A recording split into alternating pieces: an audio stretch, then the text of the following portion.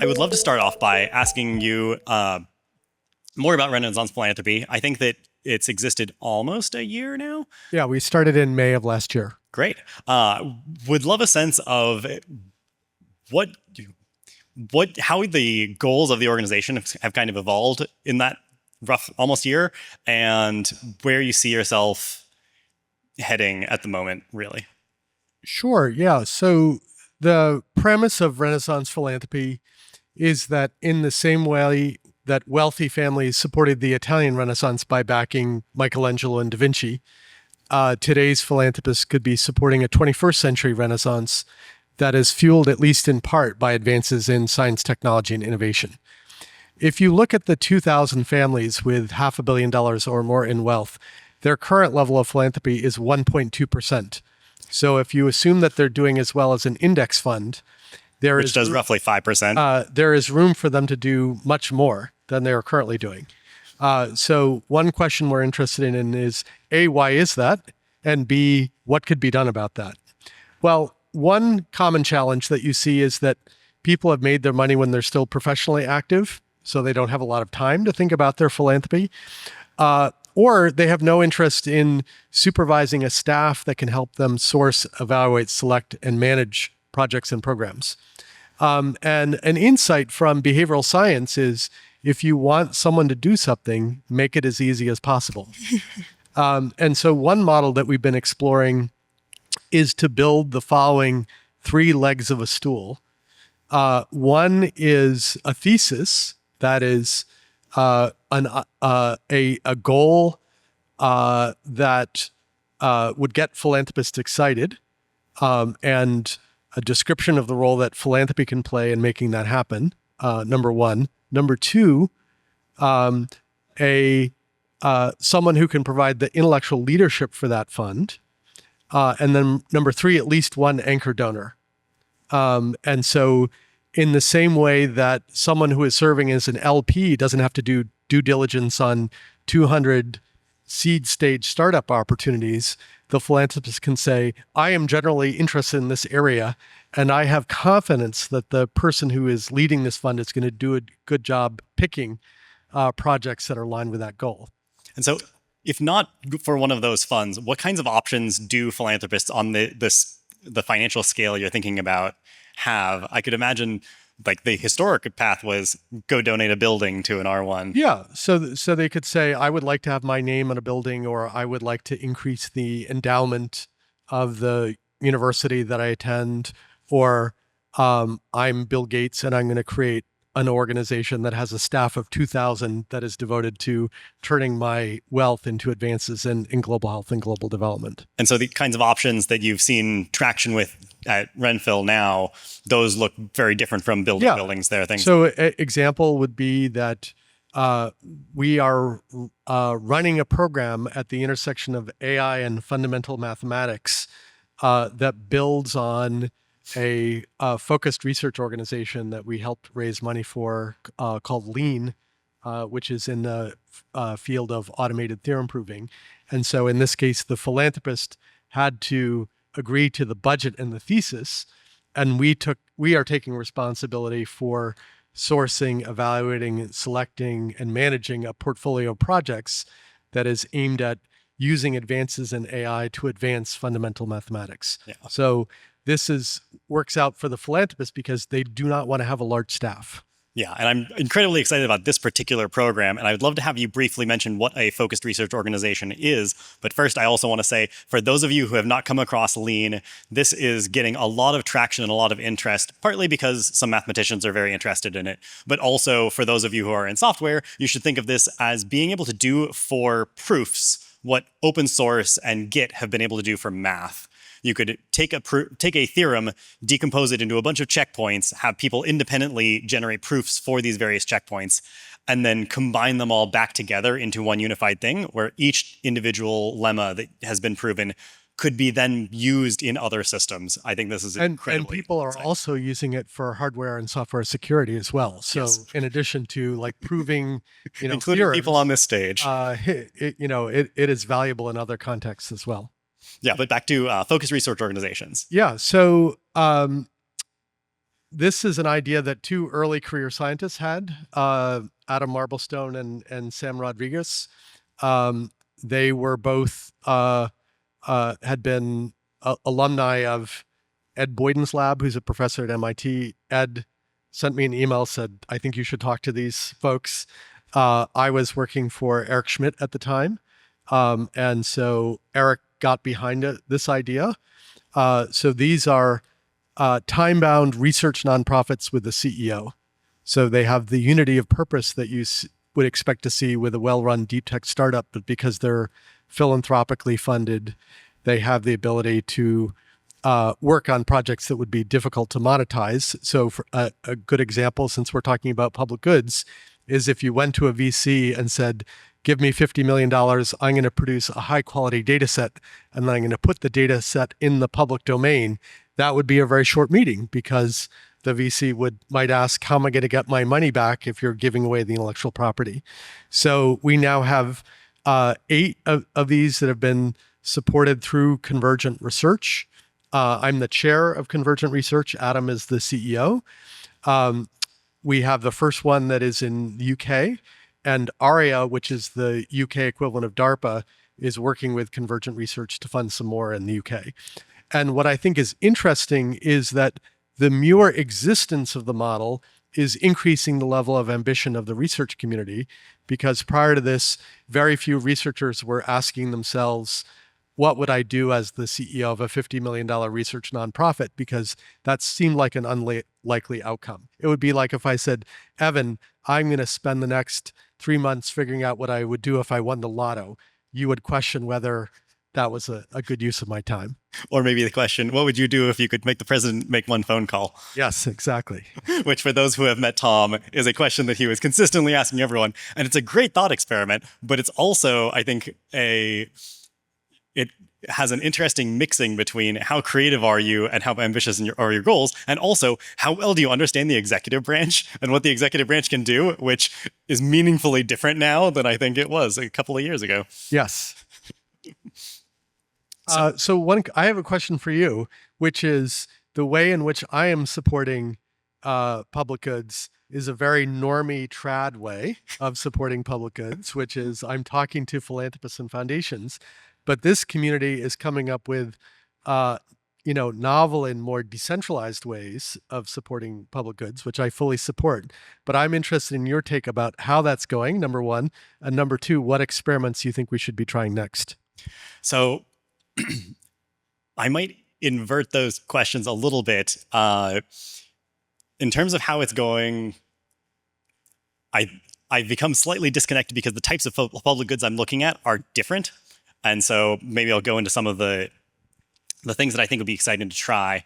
For some people who have joined Funding the Commons more recently, I think actually the very first or maybe the second public Funding the Commons, Tom and I actually had a fireside chat virtually years ago. And I think that there was some conversation about the project HyperCerts. I don't know if anyone from HyperCerts is here, but this was the notion of impact certificates to provide something like equity in nonprofit or public good type efforts. And one of the things that I would be very excited about as someone who had done some mechanism design in the public good space is to have something where you have on the maybe in the near future a declaration that there will be something like an X prize that is large enough that it will be profitable for teams, not just reputationally, but also financially, and have that prize pledged to reward not just the teams that participated, or not just the team that won, but also anyone who supported them in a proportion that was agreed upon as fair a priori. And the reason to have this is that that prize then doesn't look like it's a reward for winning. It looks like it's a buyout of equity for those who have created something of value.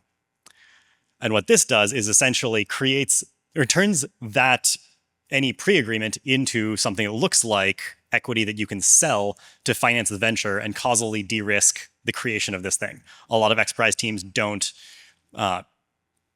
or a lot of teams don't join X Prizes because they don't have access to the capital that it would take to do this undertaking. But if you could imagine something like a YC demo day for basic science, open research, something like this, you could imagine bringing in enough angel investors that they could provide liquidity to a bunch of scientists who would never consider raising in this way and try and fund their way through to potentially breakthrough science that could be evaluated very subjectively with very little gaming at the outset. So that would be something I'd be excited about. The types of public goods that I'm thinking about now are things that look a lot more like open protocols for compute governance of AI, or rule of law in a world with AI as a public good. And so these things look meaningfully different. And so the framework that I've started thinking about is, what is the relevant quorum of humans that need to adopt this thing for it to be able to have sufficient network effects to take over as a public good, in the way that I would say that TCP is arguably a public good. Anyone can use it, and there are no restrictions on it. And the more people who use it, in fact, the more effective it becomes. And I guess another fun callback is that the team that I ran that created Funding the Commons was called Network Goods. And I would consider those to be public goods or commons where you have actually a network effect that increases the value as more people use it. It's not net negative or even net neutral. So I think there are many things like this, particularly exciting things that have rather short timelines for impact in the AI space. I think going into any one of those individually would be potentially too ambitious, but as like quick indices, having more robust formal verification, maybe specification-driven architectures, so that people aren't saying, you AI agent, you're trained with my value system and my utility function, don't do what I would do.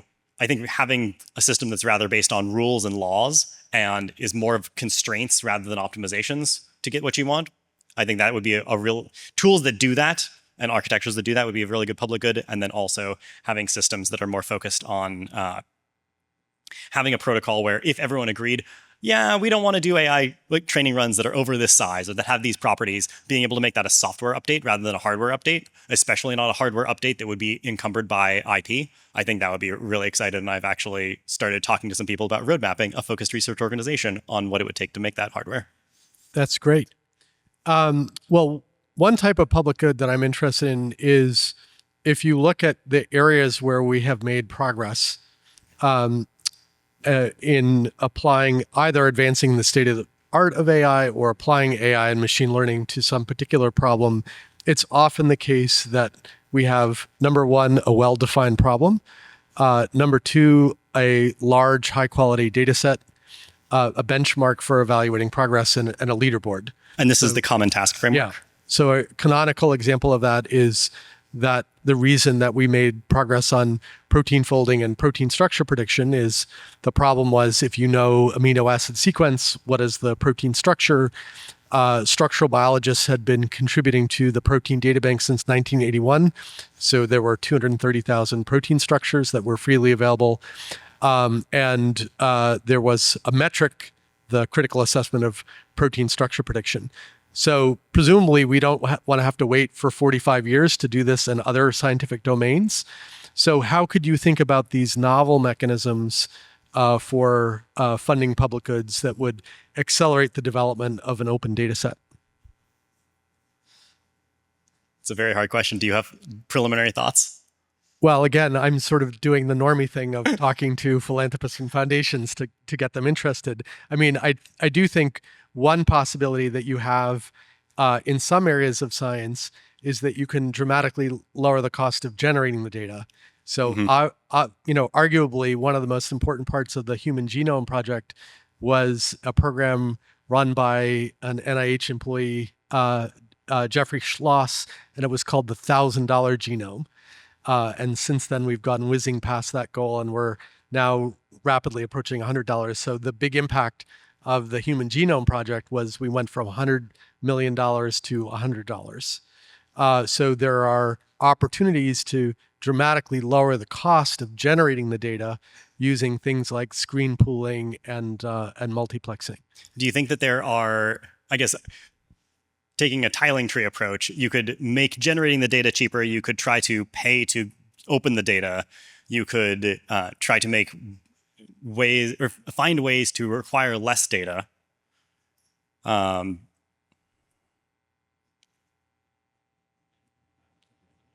It seems like probably most of the avenues are there, to the extent that I imagine people come to Funding the Commons because they care about new mechanisms to create these sorts of things. I would generally point anyone who has a clever idea about how to do this kind of data set benchmark creation to Tom. You have a playbook, a set of playbooks on your Renaissance. So if you go to Renaissance Philanthropy, you'll see 6 playbooks that we've created, and we're working on some more. And to your point about hypercerts and impact certificates, one of the things that drive me crazy is that we have widely utilized mechanisms for making financial commitments that are contingent on failure. Those are loan guarantees. So that's an if-then statement, but the if is if you go bankrupt, and the then is then the government will assume your debt obligations. So we have trillions of dollars in those, but we almost never make financial commitments that are contingent on success. So saying, if you do X, then we will do Y. Where we do, they seem to be poorly adopted and generally reinvented as letters of intent or advanced market commitments. Yeah.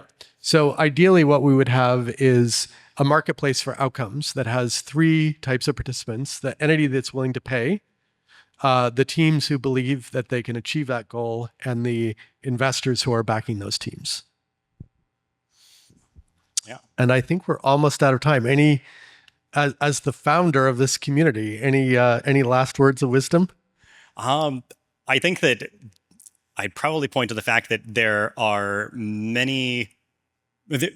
is a lot of space for new mechanisms and coordination. I love the quote that civilization does not move forward because people think better or think more deeply about more things. It moves forward because we've dramatically enhanced the number of things people can do without thinking about them. And mechanisms are the way in which we do that. So thank you for helping highlight the value of these new coordination mechanisms and helping populate them with and direct people toward them. And thank all of you for coming and thinking about this and how we can improve our civilizational infrastructure. Yeah, no pressure.